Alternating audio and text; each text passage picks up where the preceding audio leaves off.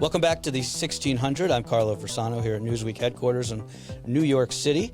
So if you watched part one of our interview with Hasan Piker, it was all about what we've been talking about all week in the newsletter, right? Which is what has happened to young men in this country? Why have they drifted so far right? Young people, men and women alike, have always been Democrats, at least starting their lives as liberals before they become conservative in later years. At least that was always the trope. It's almost like it's completely flipped, right? People are now, especially young men, are now starting their political awakenings on the right, and then you might argue, hopefully, drifting back towards the center, back left. So we had a great conversation, Hasan and I, but we also talked about lots of other things in the news, including the New York City mayoral election. We spoke about this guy, Graham Platner, the Democrat running for Susan Collins' seat in Maine, and sort of the problematic things in his past, what that means vis-a-vis cancel culture in this day and age. Can you even field a candidate for office who doesn't have some sort of skeleton in their closet in the digital age? So here, take a watch. This country was stone cold dead. Are you familiar with this guy, Graham Platner, in Maine? Yes, very familiar. I've been talking about his saga for the past couple of days. It's very interesting things happening there. I feel like he sort of fits into our conversation about young men. So I want to get your take. If you're not familiar, so this guy Platner, he is the Democratic candidate for Susan Collins' Senate seat in Maine. He's a progressive. I believe he's got Bernie Sanders' support.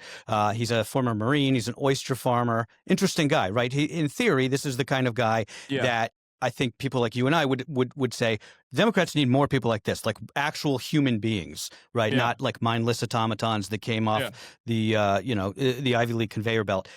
Here's the problem, right? Platner is now apologizing because he got a tattoo years ago when he was drunk on shore leave in Croatia. The tattoo bears more than I'd say a slight resemblance to a very well-known Nazi symbol. Now, Platner says he didn't know the totem cough. It was a totem cough. Right. The Waffen SS, like straight up, very identifiable Nazi imagery. Now, I actually polled my own audience on this, and I'm like much more aware of this stuff, like dog whistles and whatnot, and I educate people on this stuff all the time.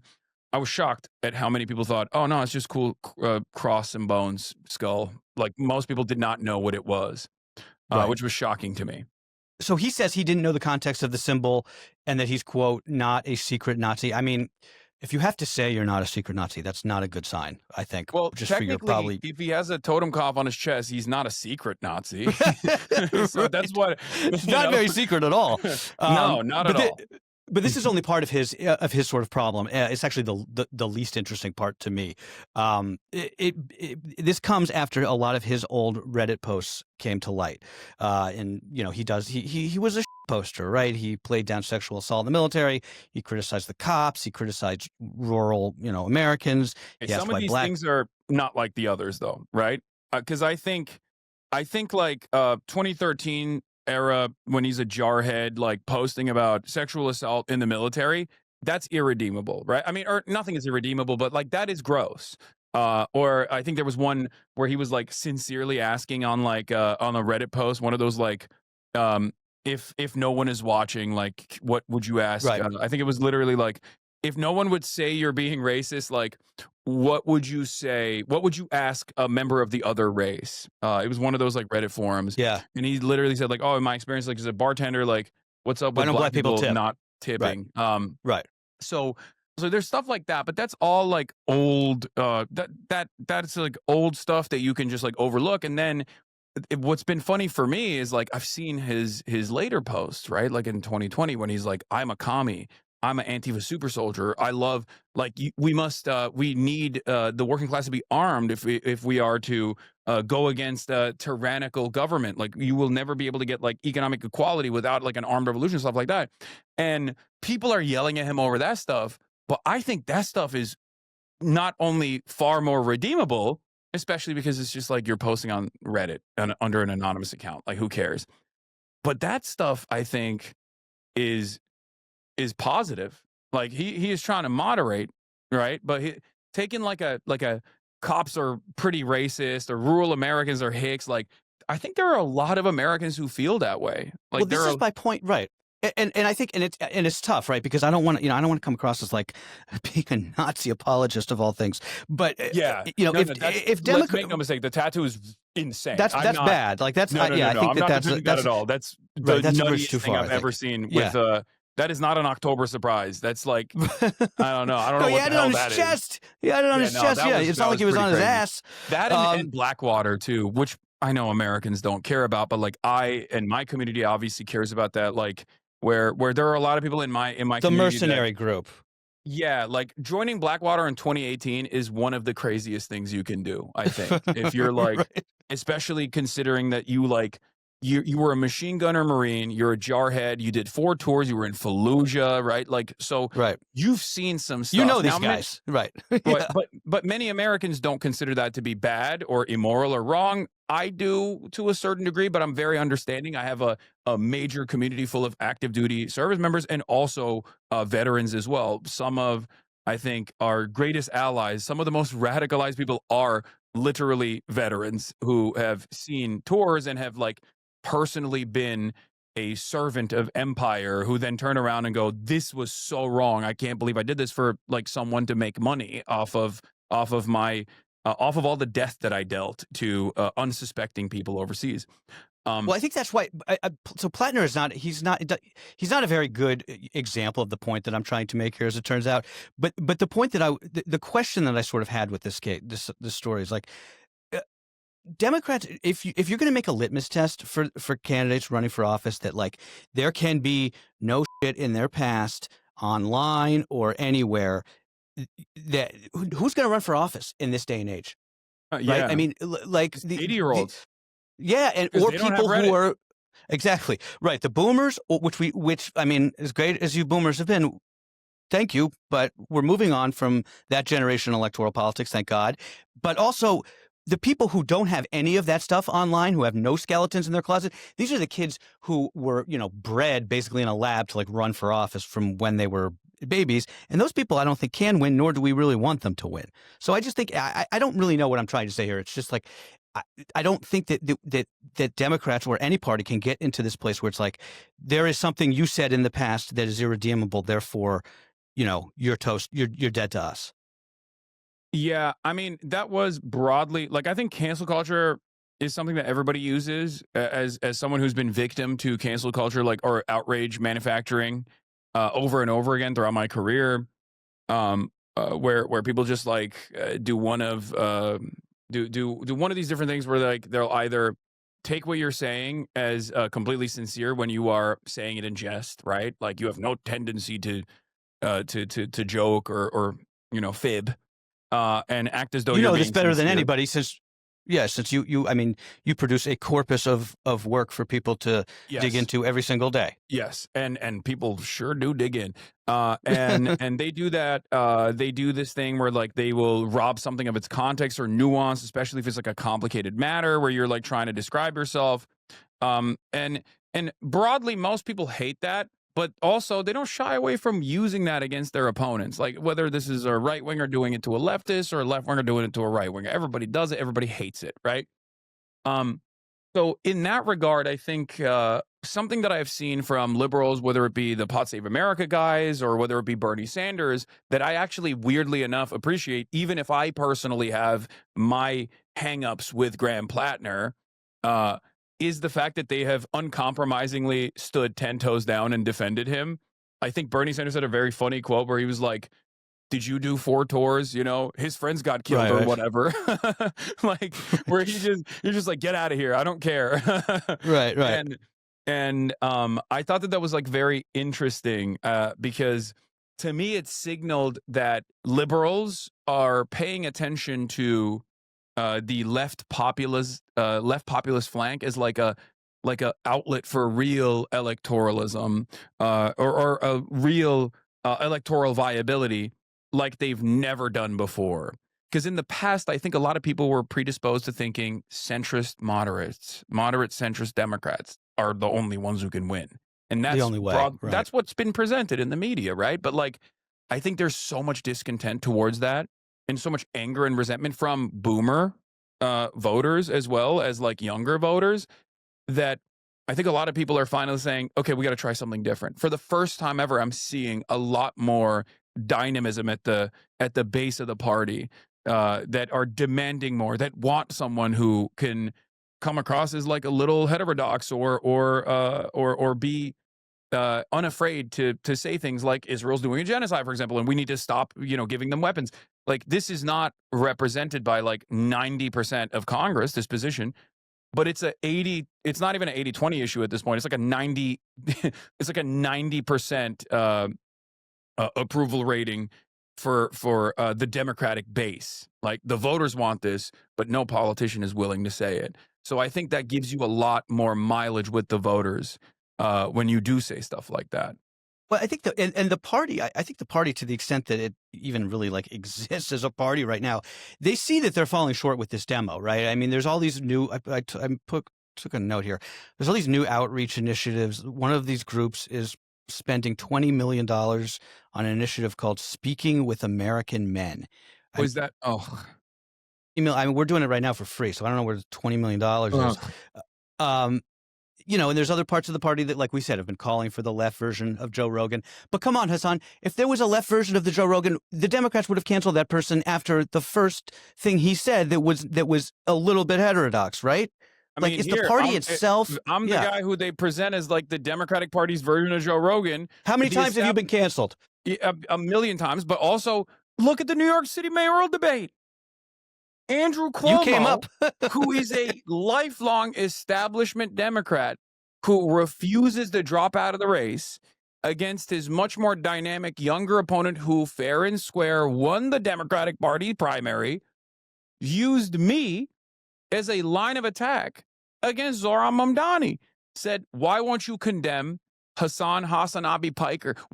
And he said it in a sequence of words that I never thought would be uttered in a New York City mayoral debate. He said, why won't you condemn Hasan Piker? Why won't you condemn Hamas? And why won't you condemn saying globalize the Intifada? Like, I feel like these are different. Like, there's different levels of severity here, right? Like, I mean, we could do a whole show, and I would love to, about just Andrew Cuomo running possibly the worst political campaign I have ever witnessed. It is shocking. He should give back every dollar that people donate to him. He should give back to them after Election Day, because it's honestly humiliating. We know it's from like unsavory types anyway. So it's mostly because, like, right now, my face is being plastered on mailers that are being distributed all over New York, and it says Google Hasan Piker 9/11, and it's just like a photo of me and Zohran dabbing each other up. I did see that. Yeah. And it's like, this is not a kitchen table issue at all, my man. Like, you're not. People who know me like me. Some that don't like me are probably not even voting for you. Let's be real. There's a lot of right wingers that don't like me.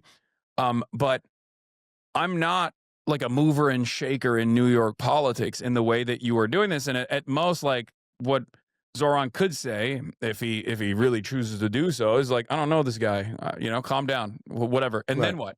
All you've done is attack me, and I'll eat it for like a week. You're just some guy. Yeah, I'll eat it for like a week, but I'm just a commentator. You know what I mean? Like, I'm not running against you. So, like, taking me down is not going to do anything for you unless you're, trying to do that for other reasons. Who knows? But, like, the fact that Michael Bloomberg and DoorDash and the pact that they've created are plastering my face and trying to make me into like a big point of contention in the New York City mayoral race is, I think, showing how out of touch these guys truly are. Yeah. They're running with the old way, the old methods of, like, trying to engage in cancel culture, trying to engage in guilt by association, even when the party that they're trying to guilt say they don't want to do that, and that they still do it, right? Yes.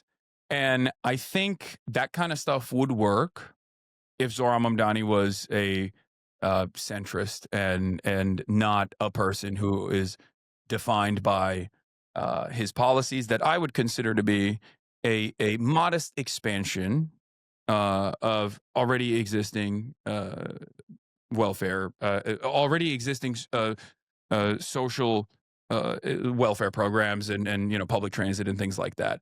It's just a modest expansion towards social democracy. He's not like demanding to seize the means of production or take over Wall Street with the armed Marxist-Leninist vanguard or anything. He's just saying, like, we want fast and free buses.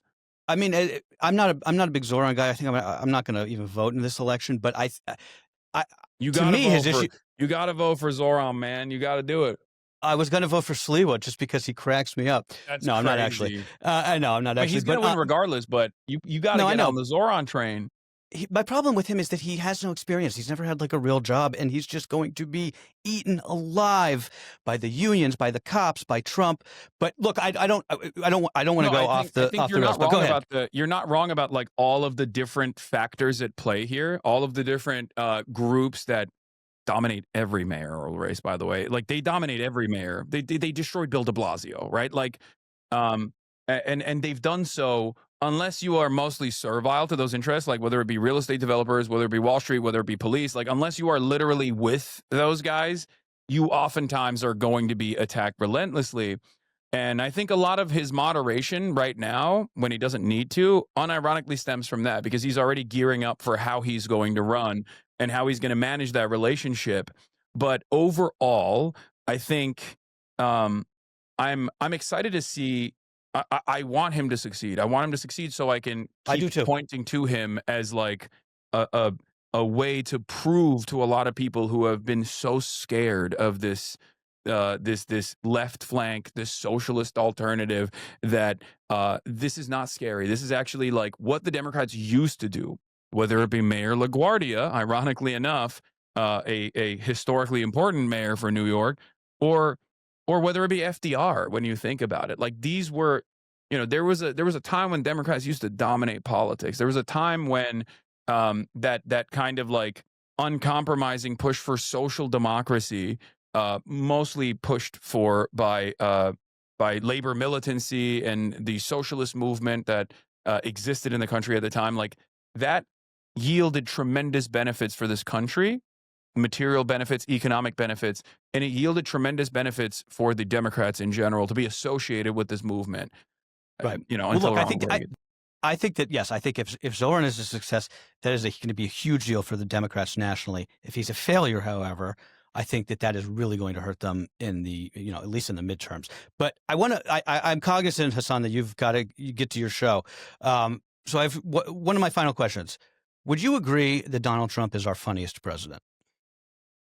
I think he's gotten worse this time around. It's like hard. It's like when you see a comedian. I think he's gotten funnier. Yeah. I think he's washed now. I think he had so much more emotion like the first time. He was way faster on his feet last time around. I think he's gotten like he's definitely slowed down. There's no question about that. He's lost his step a little bit. But yeah, I would say that. I think he is. I mean, he's a terrifying force overall. I mean, he is doing a lot of things that are, I would say, fairly transparent attempts at slowly but surely changing the far right party, as opposed to the center right party, which is what I would call the Democrats, the far right party, into a fascist one, and he's doing a lot of things because he's doing a lot of things that I would say are objectively moving towards an authoritarian regime change, things that I have seen personally in Turkey when I was growing up under the Erdogan regime, ironically enough, and he's still the leader of Turkey to this day, 30 years later. And I think that is, to lightly put it, not great. But the fact that he is also somewhat charismatic while he's doing that, and entertaining while he's doing that, is I guess even more devastating, because it's right. I talk to a lot of Americans. I talk to a lot of Trump supporters, and they literally they look at the situation. I'm like, what do you think about the government shutdown? And they'll be like, oh, did you see he called Hakeem Jeffries a Mexican? Right. Like, that's not okay. Like, he shot on the No Kings protesters from a F-35 jet. He pooped on them. That was a particularly insane. Even for him, that one was particularly insane. I know. I struggle with this because it's like, I think that he is a bad guy. I think he's a bad president. I think he's bad for the country. But I can't help but admit the fact that he cracks me up on a regular basis. Not that that's necessarily a good thing. I don't need my president to make me laugh, to be my entertainer. But I always struggle with that sort of that paradox. I think charisma is definitely important. I think I think a constant way of cutting out the middleman and directly communicating with as many people as possible is very important. Morena did this, AMLO first, and now Claudia Sheinbaum is doing this under the Morena party in Mexico. In They had Mexico, a huge problem with like liberal media constantly contesting them, constantly like setting up traps for them and attacking them relentlessly. So they were like, you know what, we're gonna do the we're gonna do the fireside chat basically, but the modern version of it. And I think that was really important. And I would say that one of Biden's biggest flaws was how old and demented he was, and how that made it virtually impossible to defend his policy agenda. It made it so hard for him to crack the whip from the bully pulpit Right. on naysayers within his own party, and it made it so hard for him to stand proudly and in defense of his executive actions, right? Because like there were major issues. Like I think if Joe Biden had behaved maybe 20% more like Donald Trump and was like, I'm cutting I'm cutting the student loan debts. I'm just doing it. It's a part of my it's something that I can do within the Department of Education. It's within my purview, within my powers. I don't care what the Supreme Court is saying. They're being ridiculous. They're liars. You know, if he Right. just like had some energy behind any of these initiatives, I think we would be looking at a very different America. If he was like maybe 20 years younger, if he actually Yeah. pushed for the public option, like an expansion of pre-existing healthcare, like he said he was going to do, instead of just using that as an alternative against like Bernie Sanders' Medicare for all and then never talking about it again. If he followed through on his first 100 days of immigration agenda, because he won on immigration, like that was a big part in 2020. How cruel You went on COVID and immigration, I would say. yeah, how cruel the Trump administration's like anti-immigrant sentiment and his white nativist anti-immigration agenda was broadly met with disgust. And in the first 100 days, he didn't do any of the things that he promised he was going to do, whether it be solidifying DACA and like giving them conditional amnesty, or whether expanding the concept of conditional amnesty by starting off with DACA, deferred action on childhood arrival recipients, and then moving towards conditional amnesty for all who have maybe lived in the United States boundaries for like 5+ years or 6+ years, 10+ years with like no blemish on their record. I'll tell you something. A lot of people looked at the 60% of Americans want mass deportation and thought, oh my God, we have to lean into a right-wing attitude on immigration. But none of those people looked at the byline. They didn't look at the crosstabs, and they didn't look at the alternative, the other polls that come along with that.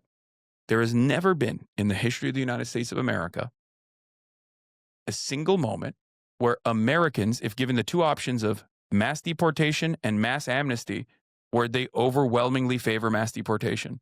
Mass amnesty always wins over mass deportation.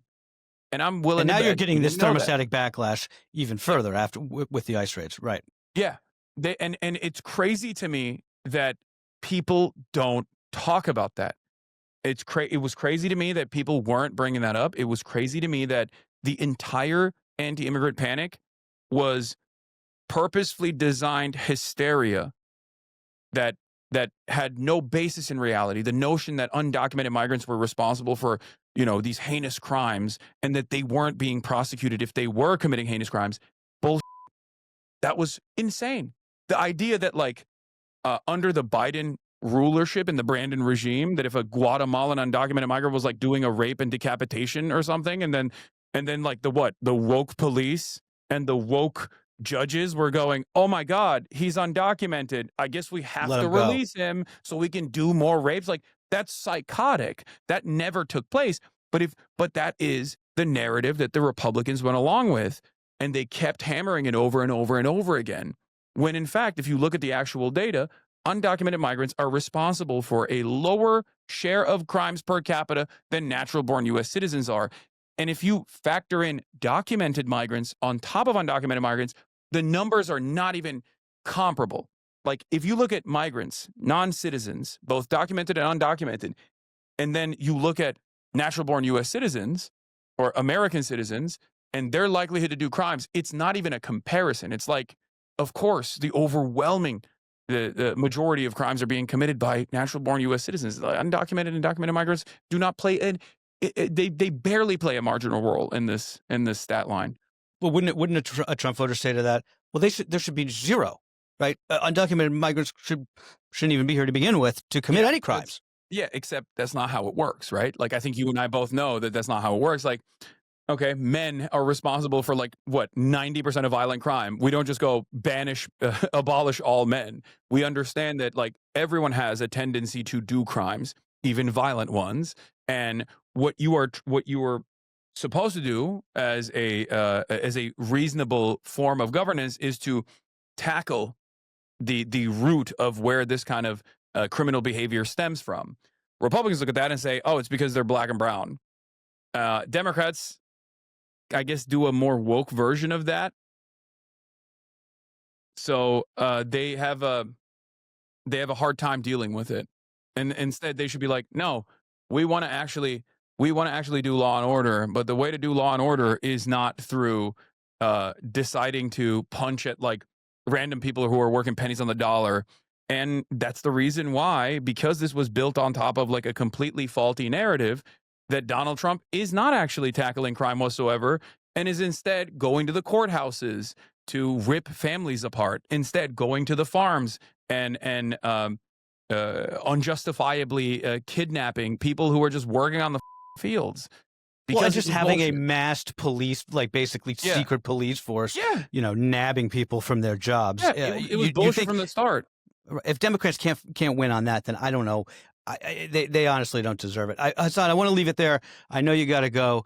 I really appreciate you coming on, man. I feel like I could talk to you forever, which I guess is that's what you got. That's why people love you. So I very much appreciate it, and hopefully we can talk again soon. All right, thanks for having me. Have a good one, guys. This country was stone cold dead. We've become the hottest country anywhere in the world.